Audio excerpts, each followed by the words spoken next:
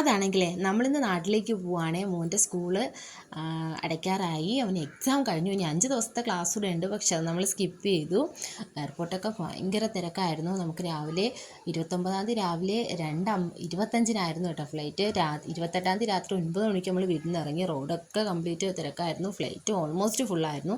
രാത്രി 12 മണിക്ക് KFC ഒക്കെ കഴിച്ചു. ഡ്യൂട്ടി ഫ്രീ ഷോപ്പിൽ കയറി. കണക്ഷൻ ഫ്ലൈറ്റ് ആയിരുന്നതുകൊണ്ട് തന്നെ ഫ്ലൈറ്റ് ഓൾമോസ്റ്റും ഫുള്ളായിരുന്നു. കയറിയ പാടെ നമ്മളെല്ലാവരും ഉറങ്ങി. ഒരു അരമണിക്കൂർ കഴിഞ്ഞപ്പോൾ ഫുഡൊക്കെ കൊണ്ടു തന്നു. അതൊക്കെ കഴിച്ചിട്ട് പിന്നെ കംപ്ലീറ്റ് ഉറക്കമായിരുന്നു. ഒമാൻ എയർ ആയതുകൊണ്ട് തന്നെ കറക്റ്റ് ടൈമിംഗ് ആയിരുന്നു. കറക്റ്റ് ടൈമിൽ പൊങ്ങി കറക്റ്റ് ടൈമിങ്ങിൽ അവർ കൊണ്ടുവന്ന് നമ്മളെ തിരുവനന്തപുരത്ത് ഇറക്കി. എന്തായാലും യാത്രയൊക്കെ സുഖമായിരുന്നു. നാട്ടിൽ ഇറങ്ങിയ സമയത്ത് മഴയൊന്നുമില്ല, നല്ല കാലാവസ്ഥയായിരുന്നു. പിന്നെ അങ്ങോട്ട് നല്ല മഴയായിരുന്നു. എന്തായാലും വീടൊക്കെ കണ്ടപ്പോൾ വല്ലാത്തൊരാശ്വാസം. ഒരു വർഷത്തിന് ശേഷമല്ലേ, എല്ലാം നല്ല ഭംഗിയായിട്ട് തന്നെ ഉണ്ടായിരുന്നു.